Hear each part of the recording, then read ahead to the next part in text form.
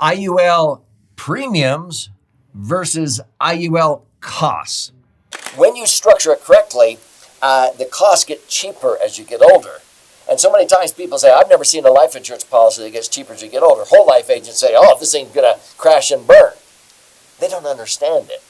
Get ready. I'm going to explain the difference between premiums that are paid into an IUL policy and the actual costs or fees or the risk associated with the IUL, which is called a mortality charge, okay? Once you understand this difference, you'll begin to realize how a maximum funded IUL is a superior capital accumulation tool for long-term goals such as retirement. So I'm Doug Andrew. I've been a financial strategist and a retirement planning specialist now for 5 decades, helping thousands of people optimize their assets, minimize taxes, and empower their authentic wealth. If you've watched very many of my educational episodes on my YouTube channels, you realize that my favorite financial vehicle, without question, for many long-term goals is a properly structured, maximum funded indexed universal life. If it's properly structured, I call it a laser fund, okay? Liquid asset safely earning returns spells the acronym LASER. And it doesn't matter if you're trying to accumulate money for retirement as a superior alternative to IRAs and 401ks or emergency funds or college saving for your kids and grandkids, or it's working capital for business or real estate management or whatever. If you accumulate your money tax-free and then you can access that money totally tax-free, which IRAs and 401ks, now you have to pay tax. You'd have to be earning 15 or 16% in a tax-deferred IRA or 401k to net 9 or 10 after tax. I only have to earn, 10 to net 9 or 11 to net 10 in a max funded IUL, which is what I've done since 1997 when Indexed Universal Life first came out. So let's clear up the difference in terminology between IUL premiums versus costs. Now, because most people have come to me not wanting or needing necessarily life insurance, even though they love the death benefit that comes along for the ride, so to speak, most people have come to me wanting to know the best place to put money to accumulate it safely on a predictable tax-free rate of return. They want to accumulate their money tax-free. Okay, that's accomplished with maximum funded indexed universal life under Section 72E of the Code. It's been grandfathered in the Internal Revenue Code for 108 years. And that is why it's a sacred tax-free cash cow, because it's life insurance. Now, Section 7702 says that when you want to access money, if you do it the smart way, you can access it, and the income you take out of an IUL policy is totally income tax-free. Section 101A says at the end of the day, when you die, then anything left in the policy will blossom and transfer income tax-free under Section 101A under a death benefit. Okay. And so if you're trying to structure an IUL policy to have the greatest accumulation of money and to have the cost be as cheap as possible, then it's imperative you understand how to design it correctly.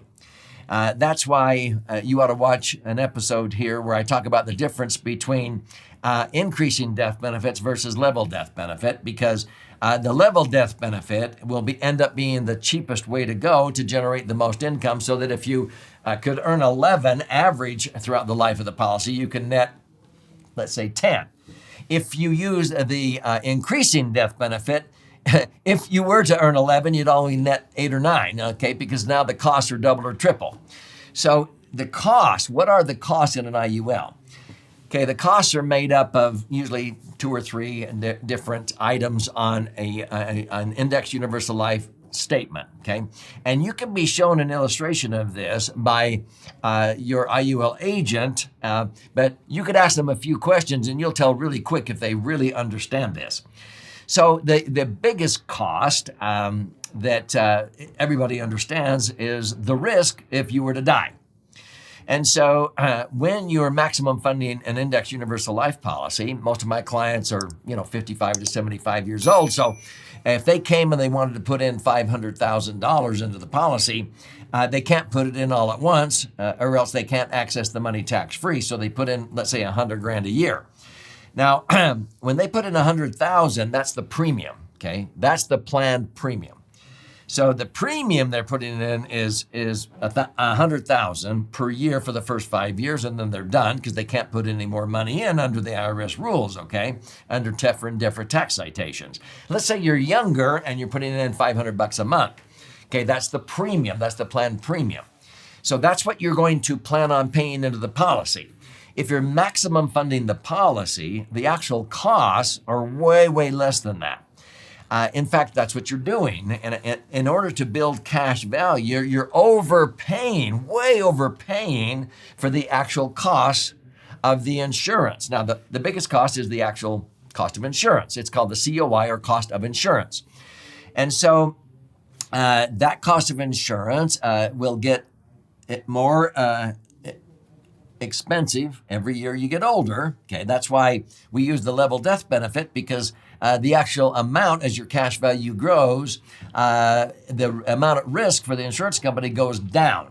And so the cost will be going down. The insurance policy will become cheaper as you get older. Most agents don't know how to do that. And they just think level's the devil or whatever. But when we talk about the cost of insurance is the actual mortality cost. The insurance company uses their mortality costs, and they do base that upon the Commissioner's Standard Ordinary Mortality Table, which is updated every decade or two. And so they use the actual cost of insurance. How many people are going to die out of 35-year-olds in America? And the mortality table may say, well, 2 out of every 1,000 35-year-olds will die this year, okay? And so that means for $1,000 of death benefit, 1,000 35-year-olds would have to put $2 into costs, into a hat if they were passing around a hat, let's say. Everybody contributes $2 out of 1,000 35-year-olds, and that year when 2 of them die, they have $2,000 to pay out of a death benefit. That's the actual cost, is the chance of you dying, okay? That's the cost of insurance that the insurance company charges. Now, you are overpaying because you're paying way more than that. But the insurance company is not in business just to be this institution that is doing this for nothing. The insurance company is taking this money and they're investing it, and they have to cover their overhead. They have to take on the risks and manage that. And so the insurance company has costs. And so those costs, many of them are clerical costs. And so those could be fees that are consistent, but you have the insurance costs, you have these fees that are consistent no matter what, because it doesn't matter, let's say, the death benefit on the policy. But then there are costs to the insurance company that are related to the actual cash value and the death benefit. And these costs are related to that because they need to pay out in cost to get somebody approved. They have to pay for medical records or medical exams. They have to pay for the clerical work and everything. They have to pay for all of the people, including the licensed agent, because you have to go through a licensed agent, and agents don't work for nothing, okay? They don't work for free. I don't know of anybody that does. And so they have to pay for the compensation or commission or whatever their method of paying the licensed agent. And usually the agent is compensated more upfront. And so the insurance company has to put those costs on the policy so that if you happen to just cancel a year into it, that's why they only pay out a certain amount, a cash surrender value if you cancel, because they have to cover their costs. Otherwise, they would lose money and they would say, no, we're not going to do this. It's not profitable at the end of the day. So their costs are shown on the annual statements, and they're usually broken out. But even before you take out an IUL policy, the agent can show you what the costs are projected to be. And there will usually be like 3 columns, or sometimes they combine some of the columns, but you have the actual cost of insurance, you have the fees, okay, that are consistent.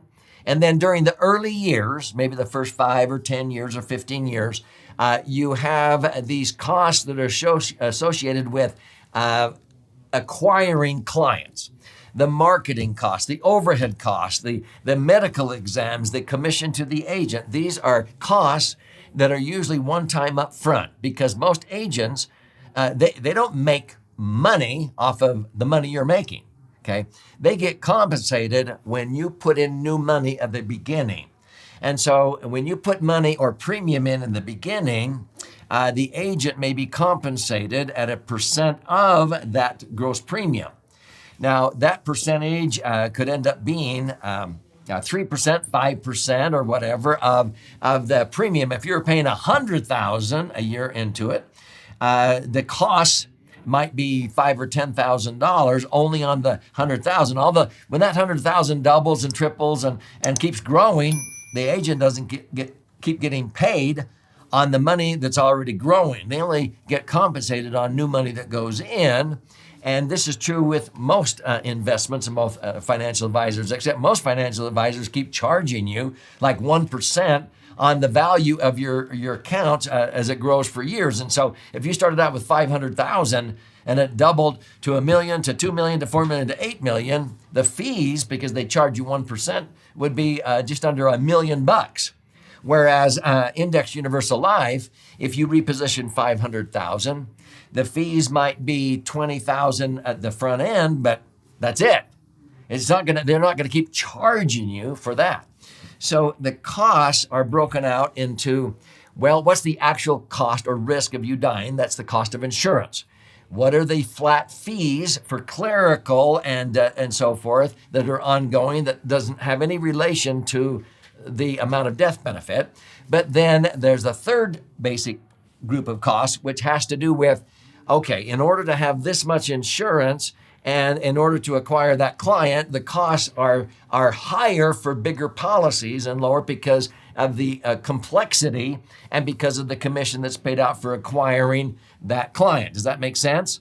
Because again, people have to be in business, but at the end of the day, if that person were putting in $100,000 a year, most of our clients' maximum fund, the $100,000 is the premium. Okay, that's the planned premium you're paying in. What's the actual cost that are deducted from that $100,000? The very first year, the surrender value or the cost could be as much as $30,000, but that doesn't keep going.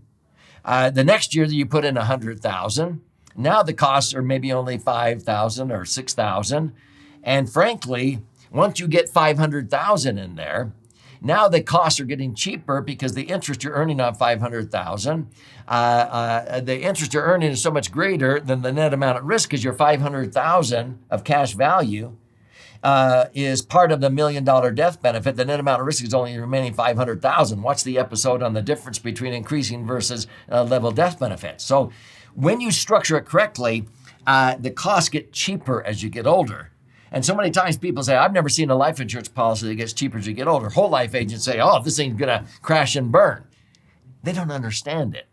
Because when my clients maximum fund with $500,000, let's say, into $1 million death benefit, within 4 years and 1 day under TAMRA, the costs have been cut in half because the net amount at risk is now half of what it originally was. And then as that $500,000 doubles to $1 million in 7.5 years, which is what they've averaged, now the costs are minuscule. And it means that as you go down the road, many of my clients that have had IUL for 25, 30 years, if they earn 11%, let's say in a given year, they would net 10.95 cash on cash. The costs are 1/20th of 1% that year. Now, retroactive back to day one, if they averaged 9, they'd probably net 8. If they averaged 11, they would net 10, and that's what most of our clients have actually realized. So the costs are usually using 1%, but that's money that would otherwise go out the window in unnecessary tax if they followed the herd and put their money in traditional IRAs or 401ks. So the premiums you pay in, that's the money you put in there. If your maximum funding and you put in $100,000, the actual cost at the end of the day, if you earned 11, you're netting 10. So if you have $1 million nest egg, you can pull out $100,000 a year tax-free because the net rate of return after cost is 10%. But during the early years, while you're acquiring a client, if they happen to cancel or bail out and they put in $100,000, maybe they only get, $60,000 back. But the second year they put in 100,000. Now it's not 120. Now they would probably end up with 160, 170,000. The costs get cheaper as you get older. There's a huge difference between costs and the premiums you're paying in. The costs, if you design an IUL correctly, will go down, down, down as you get older. If it's not designed correctly, then you'll see the cost going up as you get older.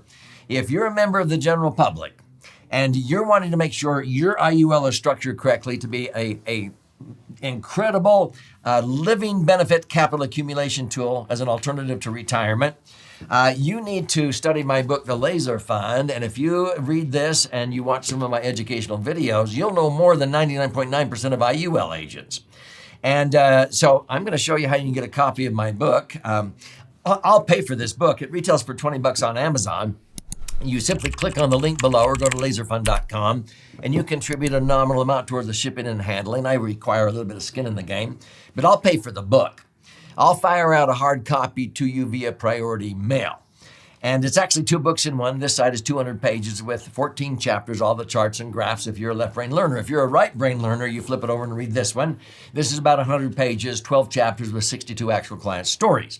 If you're right brain, if you want to use your whole brain, you can read both of these books. But when you're in there claiming your free copy, if you like to watch and learn, listen and learn, there's options there. But you can actually schedule a consultation free, okay? No cost or obligation with a certified IUL professional. This is an IUL insider that has been certified, that has passed a very difficult 100-question exam, and they have to score 100% before they're certified. There's only a small handful of IUL agents in America who have been able to pass this exam. Most who think they know what they know, they only score 30 or 40%. Some who really think they know what they know, the best is usually around 60%. You have to score 100%. I would recommend, if you're a member of the general public, that you work with somebody who's certified, that knows this kind of terminology. Because if you start asking about this and they hum and haw and they don't know how to explain it, that's a big red flag. Now, if you're a professional and you're watching this video, I would strongly recommend you go to IULinsiders.com and learn how you can become a certified professional and make sure you're doing things right for your clients, because more and more clients are getting more educated than most IUL agents. And if you want to do the best job for your clients, I would recommend you learn how to do it correctly. So this is not about me. This is about you and your brighter future. And we hope that this will help you get in your head the difference between premiums and costs, because there's a huge difference between the two. You want your costs to get cheaper as you get older.